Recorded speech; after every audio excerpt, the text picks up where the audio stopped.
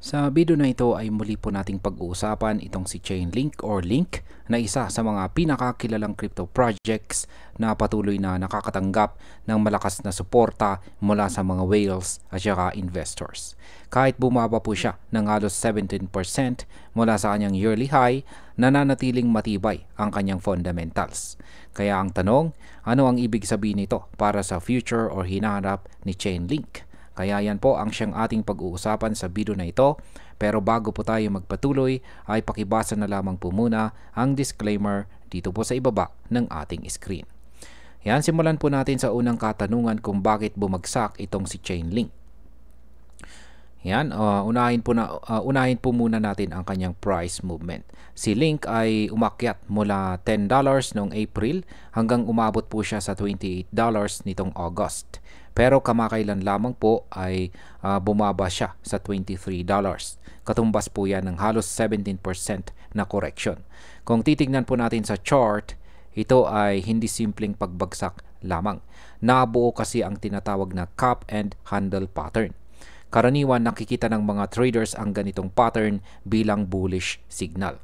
May target price itong nasa paligid ng $27 hanggang $31.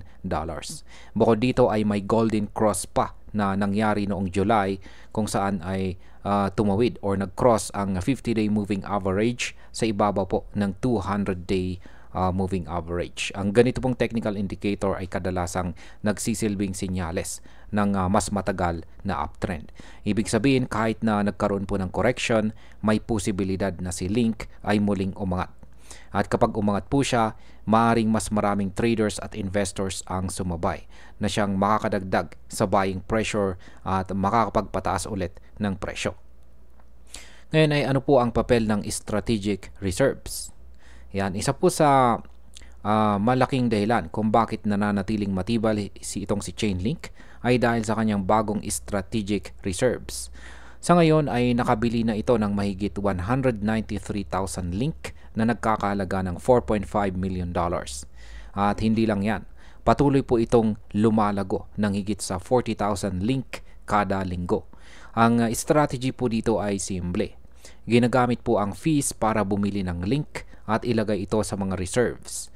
Kapag nangyari po ito, bumababa ang circulating supply sa market. At ang epekto, nagkakaroon po ng caution sa presyo at mas nagiging sustainable ang long-term growth.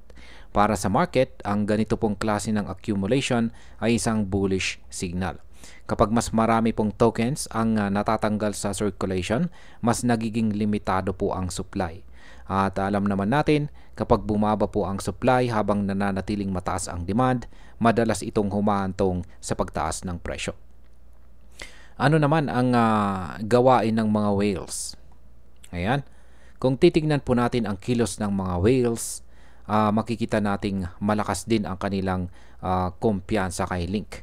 Ayon po sa Nansen data, nakabili po sila ng halos 1.9 million Link nitong nakaraang buwan. Katumbas po ito ng $43 million. Dahil dito, tumaas po ang hawak nila mula 3.8 million hanggang umabot po sa 5.1 million Link. Kapag ang tinatawag po na smart money ay pumapasok, karaniwan itong nagsisilbing indikasyon na nakikita nila ang recovery at growth potential ng isang crypto. Bukod pa dito, bumababa rin ang exchange balances ni Link. Mula po sa 280 million nitong August, bumaba ito sa 268 million.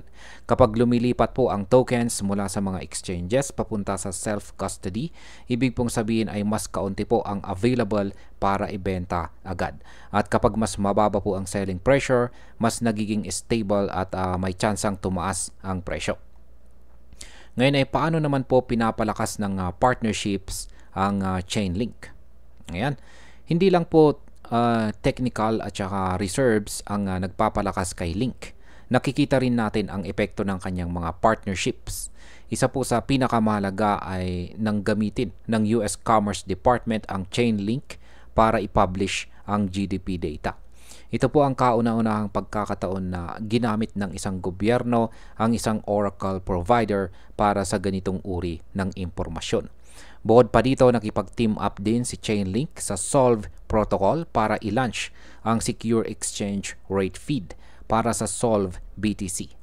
Gamit po ang proof of reserve technology, mas lumalawak pa ang use case ni Chainlink sa real-world finance.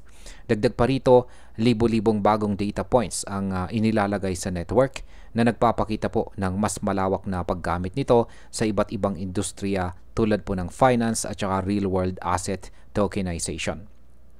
Ang epekto po ng mga partnerships na ito ay napakalakas para sa market. Kapag mas dumadami po ang actual use case ng isang crypto project, mas tumataas po ang kanyang utility. At kapag mataas po ang utility, mas nagiging justified ang kanyang presyo at mas dumadami po ang investors na sumusuporta dito. Ano naman po ang sinasabi ng technical outlook?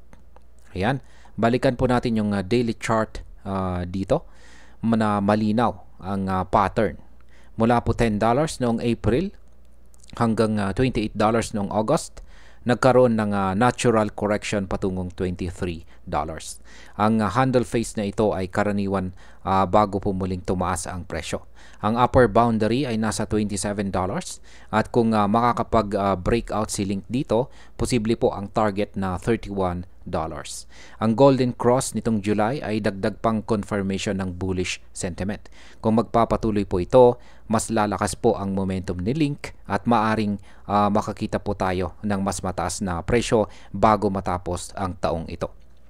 Yan, bilang panghuli, kung susuriin po natin, kahit bumaba po si Link ng 17% mula sa kanyang yearly high, hindi pa rin mahina ang kanyang pundasyon. Ang strategic reserves, whale accumulation, pagbaba ng exchange balances at malalaking partnerships ay malinaw na nagpapakita po ng matibay na suporta sa kanyang long-term growth. Sa madaling salita, ang kasalukuyang pullback ni Chainlink ay hindi nangangahulugang humina na siya. Bagkos ito po ay isang natural na correction na pwedeng magbigay ng mas magandang entry point para sa mga investors na naniniwala sa kanyang potential. Kung magpapatuloy po ang ganitong klase ng momentum at fundamentals, malaki po ang posibilidad na makita natin si Link na umakyat muli sa presyong $27 at posibleng umabot pa sa $31. Dahil hanggang dito na lamang po tayo sa video na ito mga ka-crypto. Marami pong salamat sa panonood. Ingat po tayo lagi at God bless po sa ating lahat.